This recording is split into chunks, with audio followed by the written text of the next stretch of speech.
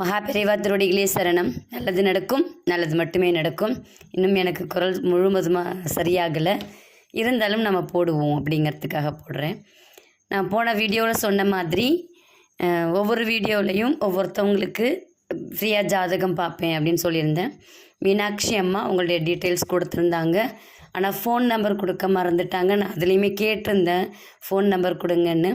நான் அவங்களுக்கு பார்த்து வச்சுட்டேன். அவங்க ஃபோன் நம்பர் கொடுத்தாங்க அப்படின்னா நான் எப்போ எனக்கு ஃப்ரீ டைமோ அப்போ நான் அவங்களுக்கு கால் பண்ணி சொல்லிவிடுவேன்.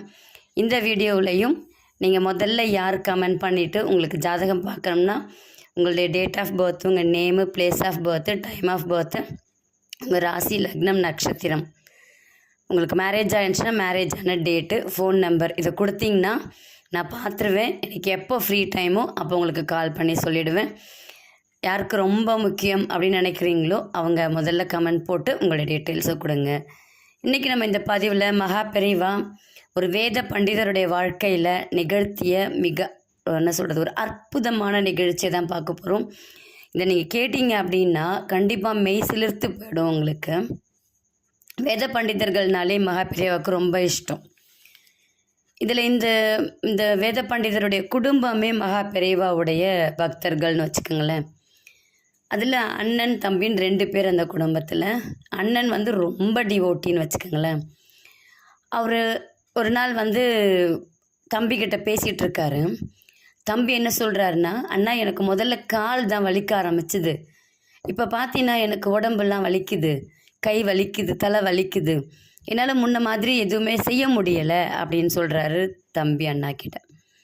உடனே அண்ணன் கேட்குறாரு, நீ என்ன பண்ண, ஏன் இப்படி? அவங்க அப்போதைக்கு இருந்த, நான் சொல்கிறது ஒரு 45 வருஷத்துக்கு முன்னாடி நடந்த கதைன்னு வச்சுக்கோங்களேன். அவர் என்ன சொல்கிறாருன்னா, ஒரு பெயின் கில்லர் மாதிரி வாங்கிட்டு வந்து கொடுக்குறாரு, சாப்பிட்றாரு. ஏன்னா எந்த ஒரு மாற்றமுமே தெரியல, ஆனால் அவருக்கு வலி மட்டும் அதிகமாக இருக்குது. சரி இதுக்கு சரிப்படாது அப்படின்ட்டு ஹாஸ்பிட்டல் கூப்பிட்டு போகிறாங்க அவரை. ஹாஸ்பிட்டல் கூப்பிட்டு போனோன்னே டாக்டர் செக் பண்ணுறாரு. செக் பண்ணிவிட்டு நீங்கள் ரொம்ப லேட்டாக வந்துட்டீங்க, அவருக்கு ஒரு இன்ஃபெக்ஷன் ஆகிடுச்சு, முதல்ல காலில் தான் இன்ஃபெக்ஷன் ஆகிருக்கு, நீங்கள் ட்ரீட்மெண்ட் எடுக்காததுனால உடம்பு ஃபுல்லாக அவருக்கு இன்ஃபெக்ஷன் ஆகிடுச்சு, அவர் 10லேருந்து 15 நாள் தான் மேக்சிமம் அவர் உயிரோடவே இருப்பார் அப்படின்னு சொல்லிடுறாரு அண்ணா கிட்ட. அவங்க அண்ணனுக்கு ஒன்றுமே புரியல, என்ன பண்ணுறது, நம்ம யார்கிட்ட போய் சொல்ல முடியும்? உடனே எல்லாருக்கும் அப்போ என்ன தோணும், கடவுள் தான் தோணும் இல்லைங்களா? குலதெய்வத்துக்கு நான் முடி எடுக்கிறேன், விநாயகருக்கு தேங்காய் உடைக்கிறேன், முருகருக்கு பால் அபிஷேகம் பண்ணுறேன், இதுதான் அவருக்கும் வந்துச்சு. அவரும் அதே தான் வேண்டுறாரு. கொஞ்ச நேரம் கழிச்சு டாக்டர் திரும்பி வராரு. திரும்பி என்ன சொல்கிறாருன்னா, ஒரு 2 நாள் மட்டும் நீங்கள் ஹாஸ்பிட்டலில் அவரை வச்சுருங்க, என்னால் முடிஞ்ச வரைக்கும் நான் முயற்சி பண்ணுறேன், ஆனால் அதுக்கப்புறம் என்னால் முடியலை அப்படின்னா நீங்கள் வீட்டுக்கு கூட்டிகிட்டு போயிடுங்க அப்படின்னு சொல்லிட்டார். அண்ணாவும் சரின்னு சொல்லிட்டார். சரி வெளியில் போயிட்டு பார்த்துட்டு சும்மா வருவோம் அப்படின்ட்டு வெளியில் போகிறாரு. ஒரு டீ கடைக்கிட்ட போய் நிற்கிறாரு. டீ கடையில் 2 பேர் பேசிக்கிட்டு இருக்காங்க. என்ன பேசுகிறாங்க அப்படின்னா, தேசாந்திரம் போன நம்மளுடைய பெரியவா திரும்பி வந்துட்டாங்க, நேற்று நைட்டு தான் காஞ்சிபுரத்துக்கு வந்துட்டாங்க, நம்ம போய் பார்த்துட்டு வரணும் அப்படின்னு சொல்லிட்டு அவங்க 2 பேரும் பேசிகிட்டு இருக்காங்க.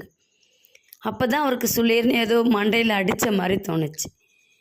நம்ம ஏன் பெரியவாவை பற்றி யோசிக்காமல் விட்டுட்டோம், பெரியவா யோசிக்க வைக்கிறாரு போல இருக்குது அப்படின்னு நினச்சிட்டு திரும்பி ஓடி வர்றாரு ஹாஸ்பிட்டலுக்கு. ஓடி டாக்டர்கிட்ட கேட்குறார், நான் என் தம்பியை காஞ்சிபுரம் பெரியவா கிட்ட கூப்பிட்டுட்டு போகிறேன், கூப்பிட்டுட்டு போயிட்டு நான் வந்ததுக்கப்புறம் ட்ரீட்மெண்ட் ஆரம்பிச்சுக்கிறேன் அப்படின்னோடனே டாக்டருக்கு கோவம் கத்துறார்.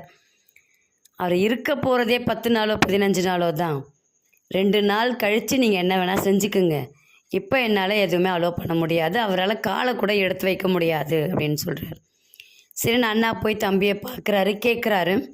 தம்பி என்ன சொல்கிறாருன்னா, இல்லைன்னா என்னால் அசைக்கவே முடியல அப்படின்னு சொல்கிறார். சரி நான் போய் பார்த்துட்டு வரேன் அப்படின்னு சொல்லிட்டு டைமை பார்க்குறாரு. சாயந்தரம் 5:30 மெட்ராஸில்.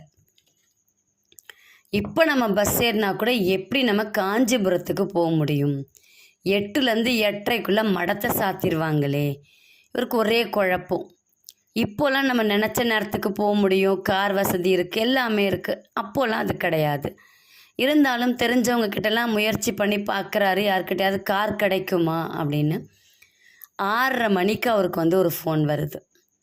அவருடைய ஃப்ரெண்டு பண்ணுறார், எனக்கு ஒரே ஒரு கார் கிடச்சிருக்கு, நம்ம போகலாம், நாங்கள் வந்துடுவேன், 6:45 7 மணிக்குள்ளார நாங்கள் வந்துடுவேன், நம்ம போகலாம் அப்படிங்கிறார். 6:45 7 மணிக்கெல்லாம் வந்தால் நம்ம எப்படி போய் மடத்தில் பார்க்க முடியும்?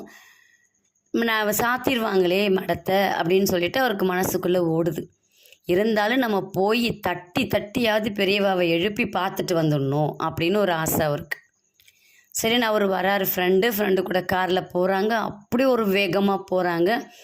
போனால் அங்கே ஒரு பிரச்சனை, டிராஃபிக் ஜாம் ஆகிடுது. அவருக்கு ஒன்றும் புரியலை. இதே நேரத்தில் நம்ம மடத்தில் என்ன நடந்துச்சுன்னு பார்ப்போம். மடத்தில் எப்பயுமே 8லேருந்து 8:30க்கெலாம் சாத்திடுவாங்க. அன்னைக்குன்னு பார்த்தீங்கன்னா 9 மணி ஆனாலும் கூட்டம் குறையாமல் இருந்துகிட்டே இருக்கு. கூட்டம் குறைஞ்சி முடித்த உடனே அது அங்கே இருக்கிறவங்க வந்து பெரியவா கிட்ட ஞாபகப்படுத்துகிறாங்க. பெரியவா நாழியாரது கதவை சாத்திடலாமா அப்படின்னு கேட்குறாங்க.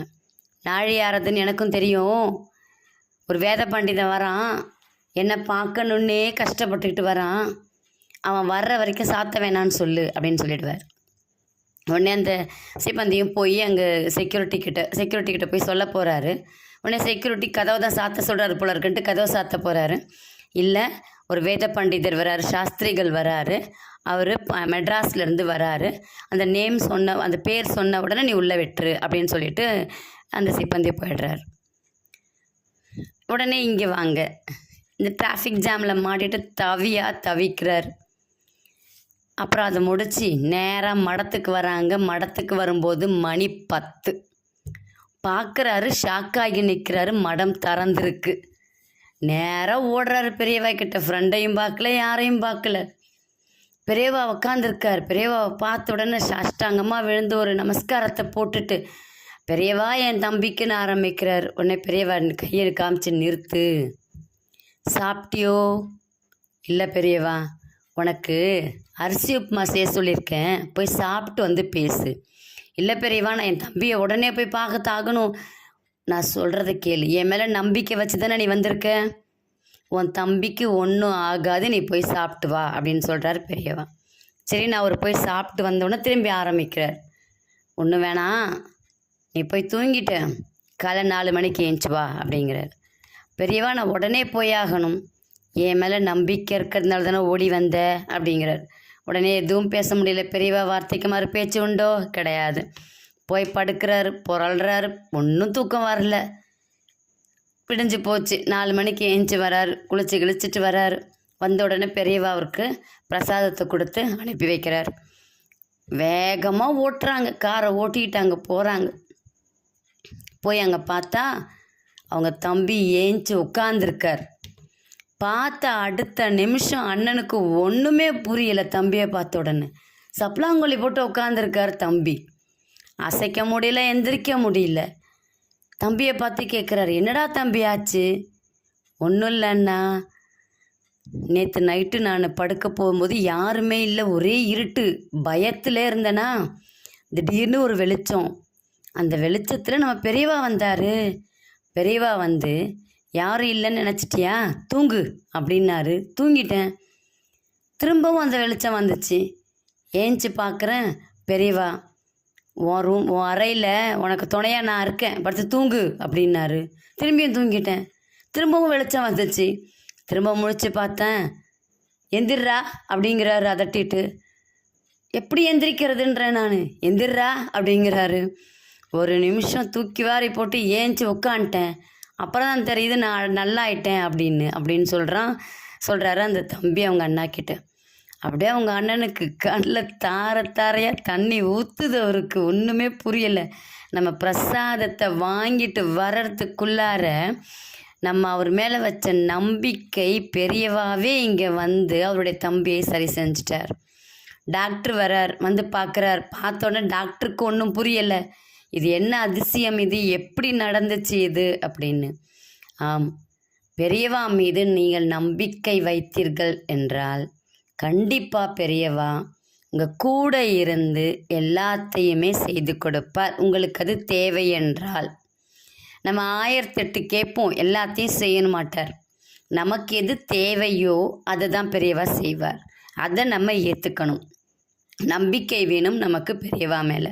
நம்பிக்கை மட்டும் இருந்துச்சு அப்படின்னா பெரியவா நமக்கு எல்லாவற்றையுமே செய்து கொடுப்பார். நம்பிக்கையோடு செய்து பலனடையுங்கள். ஜாதகம் யாராவது பார்க்கணும், இல்லை மலர் மருத்துவம் பற்றி தெரிஞ்சுக்கணும் அப்படின்னா இதில் வரக்கூடிய எண்ணுக்கு தொடர்பு கொள்ளுங்கள். நன்றி, வணக்கம். நல்லதே நடக்கும்.